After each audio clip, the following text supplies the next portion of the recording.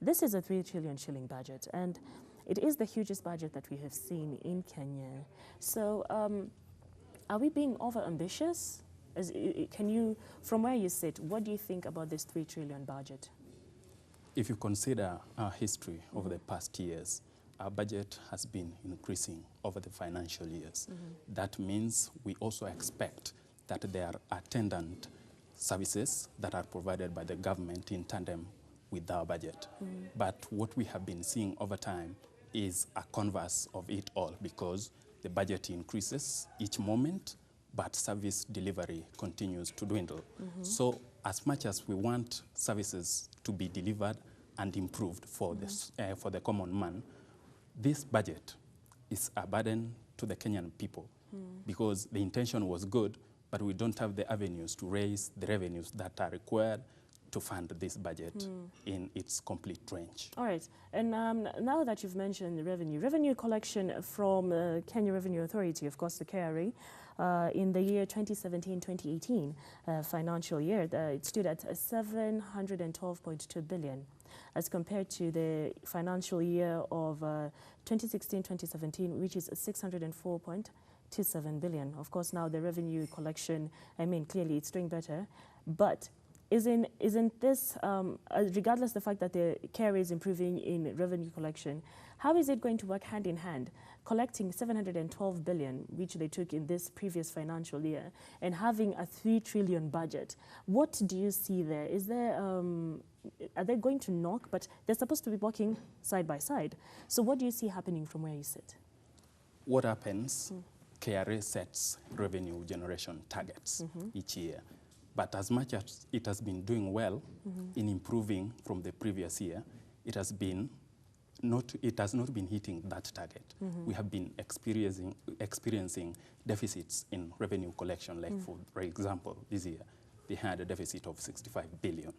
So if you compare with the budget that we have, you consider a discrepancy of sorts. So as it is now, we are not likely to achieve much if we rely on the revenues that are going to be generated by KRA. So it means we have to diversify our sources of revenue generation so that we can complement what KRA does. And what is diversifying our sources of revenue collection? There are a myriad of ways that the government can use to fund its budget. Number one, I have said that it can consider collecting taxes from the common man through income tax and all others. There are also options where it is given grants from other countries to fund that budget. There is also a case where it can borrow to fund the budget. So if we consider that the government will always tax people heavily in order to fund its budget, that's a burden borne by the common mwananchi, and life is skyrocketing. Each day, the common man feels the pang of high cost of living. So for us to ensure that we release that burden from the taxpayer, the government has got at its disposal several ways. We have to leverage on ICT platforms. Kenya has gone digital in many ways. Let's leverage on that to ensure that we tap into that to bring in more resources. Then there is also a good environment for business. The Building Bridges initiative has brought calm to this country, therefore making that environment for business to thrive. Kenya is also ranked as number 3, the third in Africa, in terms of ease of doing business. Then we can tap into that to ensure we have an influx of tourists to Kenya who can help us get foreign exchange that we require, because when we have forex influx of tourists coming to Kenya, they live with us foreign exchange that we can use to fund our budget. So we can consider a whole range of that. All right. Yes. Now that you've mentioned that we have many ways of making sure that Kenya hits the target of, actually the target this year is collecting 1.5, KRA's target was to collect 1.5 trillion shillings. But at the same time, you have mentioned there are very many ways of getting revenue. But how does the 5 trillion debt that we have currently going to affect the budget? We've taken a look at how the revenue collection is going to affect the budget. Now let's take a look at how the debt is going to affect the budget. when government borrows, it does so within the local market and foreign markets as well. So in the local market, the government borrows from our local banks, and in the foreign markets, of course, it does so through foreign currency. The loan that we get from the foreign markets are in foreign currency. The huge debt that we have had since the year 2013 has been occasioned by the projects that we have in the infrastructure sector, because we have invested so heavily in the infrastructure as an economic development philosophy that can help this country to take off. So you consider again that over the years, we have appetite for debt. What occasions this is the fact that we have a budget, but we fall short of funding it. So it means we have to plug that gap using debt. So the 5 trillion debt that we have will eat into the resources that we should be funding, because most of it will be going into repaying the debt that we have. Most of them are due, and this year we're going to pay to the tune of 870 billion. You see, that it decreases the space that we have for funding other projects that we have, because the big thing that we have now in Kenya is the Big Four agenda. It is the Big Four agenda. And it requires a lot of resources, massive resources, in order to actualize. And we are going to get into that and how the Big Four agenda is going to be affected by not only the budget, but the debt that we have in our country. But my very quick question to you, which affects the common mwananchi directly. As the Cabinet Secretary of Treasury was reading out the budget, the 2018-2019 national budget, it came to our knowledge that basic needs such as food, now speaking of unga, milk, medication, LPG gas, they are going to be taxed, and that tax will be pushing it down. They're now going to start paying VAT, the suppliers. Now that tax is going to be pushed down to the consumer. And of course, it's going to affect the consumer, yes? Was there any other better way that the government could have handled this matter, instead of making the consumer, who's already complaining of tax payment and the tax being so high, is there any other way that they would have handled this so that they can get the country developed? Did the consumer, does the consumer, which is mainly the common mwananchi, have to be affected?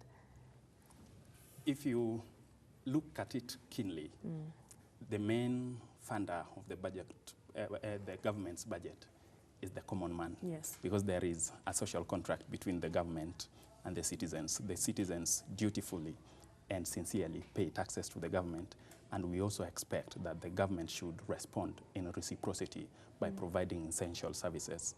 But then, if the government is incapable of doing that, then each time it pushes this burden and load to the common man.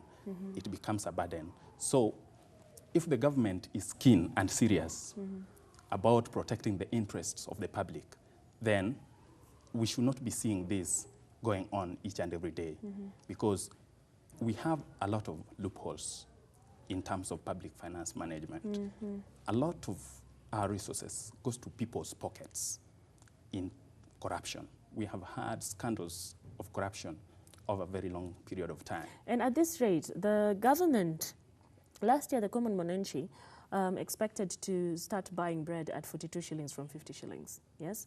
And at the rates at which we're going when it comes to corruption, and clearly our debt is becoming higher, our budget is even growing bigger, will we ever see the rates of the prices of the prices of basic commodities come down?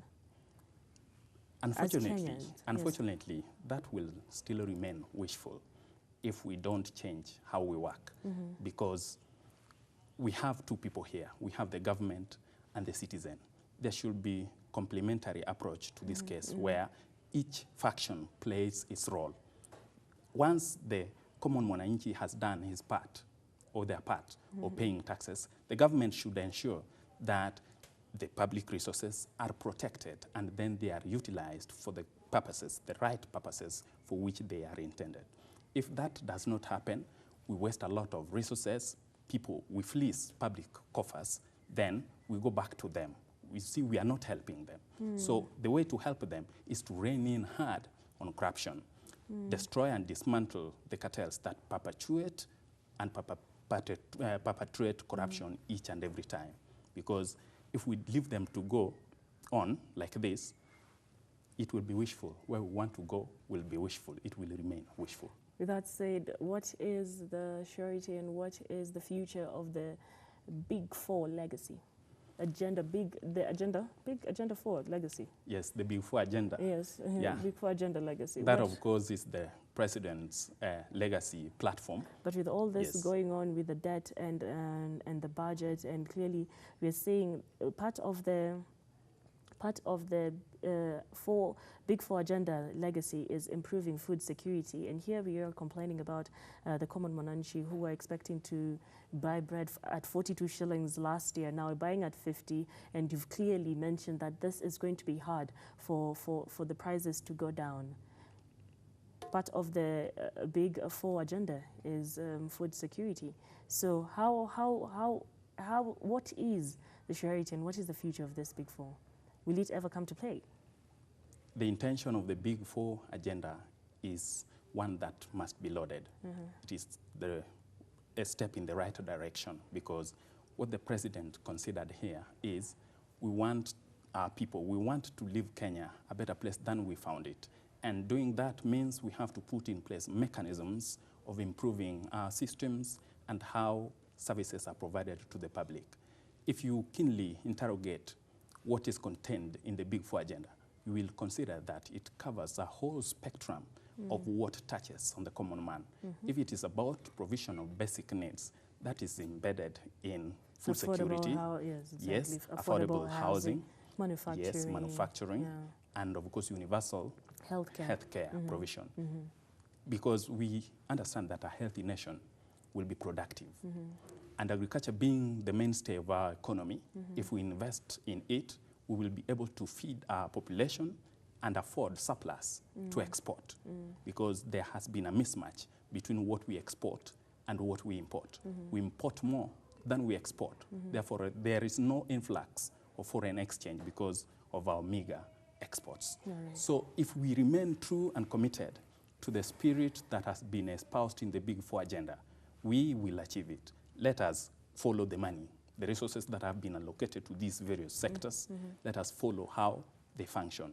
It is the duty of the citizen as well to follow how their money works. All right. And very quickly, as we wind up, what is the role of the private sector when it comes to the economy and when it comes to budget as well? What would you say is the role, and what role do they need to play as soon as possible? The private sector is another arm that supports the government in helping solving public problems. Should they have a public and private and public participation? Yes, and you consider there is no need that is private and the other which is public. All of them affect the common Mwananchi. So the major focus is improving and making better the lives of the common citizens. So the private sector, through their investment mechanisms in this country, can provide a platform where our public, the members of the public, can receive resources. Where government has failed, the private sector can step in. You have seen it happening. In the education sector, the private sector has invested to improve it. In the health sector, if you consider what the private sector offers in health vis-a-vis what the public offers, you see that private sector has a role to play. So if we consider this together with private, public participation, then we are likely to achieve our dreams, because this cannot be left to the government, because the government is overwhelmed. All right. Yes. Well, thank you very much, Juma, from ICPAK right there.